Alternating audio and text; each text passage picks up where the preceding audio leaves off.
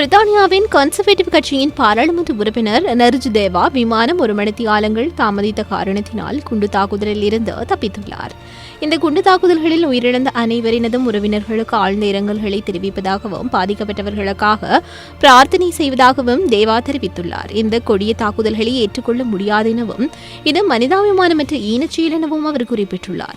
1 மணித்தியாலங்கள் விமான நிலையத்திலிருந்து தாமதமாக புறப்பட்ட காரணத்தினால் இந்த தாக்குதல் சம்பவத்தில் உயிர் பிழைத்ததாக தெரிவிக்கப்படுகிறது.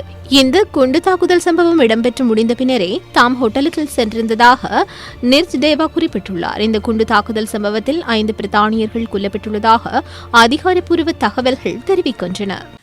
அனைத்து செய்திகளையும் பார்க்க IBC தமிழ் நியூஸ் சேனலை சப்ஸ்கிரைப் பண்ணுங்க. உடனுக்குடன் செய்திகளை தெரிந்து கொள்ள வேண்டுமா? அப்போ கீழே இருக்கிற பெல் பட்டனை மறக்காம கிளிக் பண்ணுங்க.